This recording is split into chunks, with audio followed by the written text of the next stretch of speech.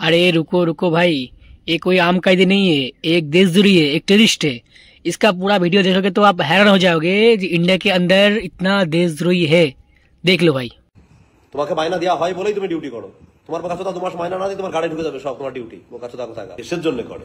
কে বাড়া দেশের জন্য করে? কোন খেটে খাস চাকরগিরি করি সেটা স্বীকার করবি বাড়া, ঠিক আছে? আর এইটা ক্ষমতা রাখবি। তুমি এমন কোনো বাল হয়ে পড়োনি। বোকা চোদা কোথায়। তোমাকে মাইনা দেওয়া হয় বলেই তুমি ডিউটি করো। তোমার কাছে তো 2 মাস মাইনা না দিয়ে তোমার গাড়ি ঢুকে যাবে সব তোমার ডিউটি। বোকা চোদা। इसका नाम है विश्वजीत। इसका घर है अपना वेस्ट बंगाल में। वेस्ट बंगाल में अरंघाटा एक जगह है, उधर इसका घर है। ये साला चूतिया अपना इंडियन आर्मी को गाली देता है। अपना जो सेंट्रल का जो सेंट्रल में जॉब करता है, जैसे CISF, SSB, BSF, army, CRPF, जो सेंट्रल बाहिनी है उसको गाली दे रहा है। अब सुनो इसके बाद। ঠিক আছে, দেশে ভালোবাসা চোদে, তাহলে টাকা নেওয়ার দরকার কি? তাহলে ভালোবাসা যখন থাকে এখনই বোধহয় ডিএ ভাড়া 2% আটকে দিলে গার আন্দোলনে বসে পড়ে, মাইনা কমে গেল, মাইনা কমে গেল। মনে হয় সরকার যেমন একটা প্রথম কথা, সরকারি চাকরি যারা করে ভাই 60,000 2 লাখ যারা মাইনা নেয় তারা 6 টাকারও কাজ করে না। আমি একদম ওপেন বলছি। ये चूतिया बोलता है इंडियन आर्मी का कोई देश प्रेम नहीं है, वो पैसों के लिए काम करता है। 2 महीना अगर पैसा नहीं मिलेगा तो ये लोग का देश प्रेम मतलब निकल जाएगा। बताओ, ऐसा कोई बोलता है क्या? हम लोग सबको मालूम है जो इंडियन आर्मी है, जो बॉर्डर फोर्स है, जो अपने देश के लिए जो काम करते हैं, जो सेंट्रल फोर्स है, वो हम लोगों के दिल में है। कितना रिस्पेक्ट करते हैं हम लोग उन लोगों को।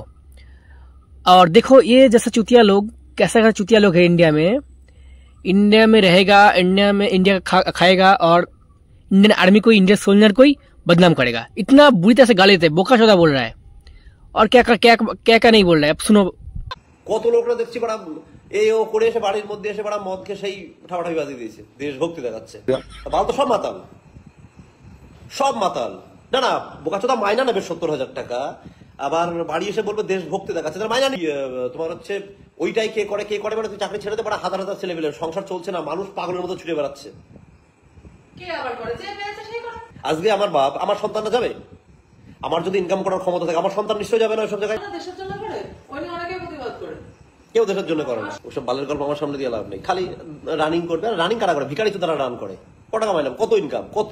साला चुतिया बेशरम, सुन ले, अगर एक दिन के लिए पूरा इंडिया तो छोड़ दे, अगर अपना वेस्ट बंगाल का जो भारत और बांग्लादेश का जो बॉर्डर है, जो भारत और बांग्लादेश का बॉर्डर है, जो बीएसएफ है, एक दिन के लिए मान ले पूरा छुट्टी में चला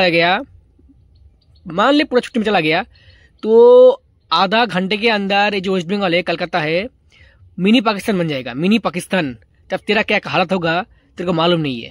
ये जो लोग है ना, जो सेंट्रल बाहिनी है, जो आर्मी है, बीएसएफ है, ये लोग कितना कुर्बानी कर रहे हैं अपने देश के लिए, कितना कुर्बानी दे रहा है, तेरे को मालूम नहीं है क्या? चूतिया ऐसा बात करता है। রানিং বড় ভিখারিরা করে বাল, রান করতে হবে কি জন্য? আমার যদি শুয়ে থেকে যদি পয়সা কামানোর ক্ষমতা থাকে, আমার যদি বিজনেস থাকে, আমার যদি কোয়ালিটি থাকে, আমি কেন রান করতে যাবো? বোকাচোদা আমার। আর আমি বলেছি তো একদম লো গ্রেডের চাকরি কারা করে? যারা ভিখারির বাচ্চা তারা, আমাদের মতো যারা ভিখারি ঘরের ছেলেপেলে তারা করে। और इसका एक पेज है, फेसबुक में पेज है, इसका फॉलोअर्स है 3.5 लाख के ऊपर। मान लो कितना आदमी इसको फॉलो करता है। इसका नाम है फिट विश्वजीत। ये थोड़ा जिम विम करता है, बॉडी वॉडी है इसके पास, थोड़ा बाहुबली टाइप है, स्टेरॉइड गार में डालता है शायद, इसलिए इसका दिमाग, इसका जो बुद्धि है इधर नहीं है, गार में है। खुशी की बात ये है, ये अरेस्ट हुआ है धर्मतला थाना, जो अपना रानाघाट पीएस के अंदर पड़ता है, उन्होंने अरेस्ट किया है। अब देखते हैं कानून क्या व्यवस्था लेता है इसके बारे में, देखते हैं।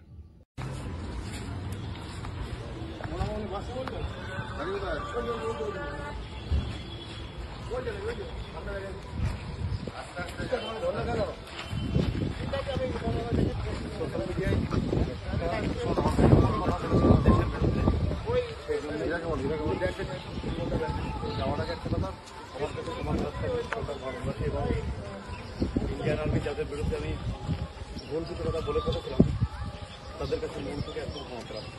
সরকারি কথা বলতে গেলে এটা বিভিন্ন কথা কাটাকাটির মাধ্যমে একজন পার্সোনালি একজনের সাথে গন্ডগোল চলতে এভাবে হয়েছিল এবং সেটা মুখ ফসকে বেরিয়ে যায় এবং বেরোনোর পরে আমি বুঝতে পারি যেটা আমার চরম অন্যায় হয়েছে।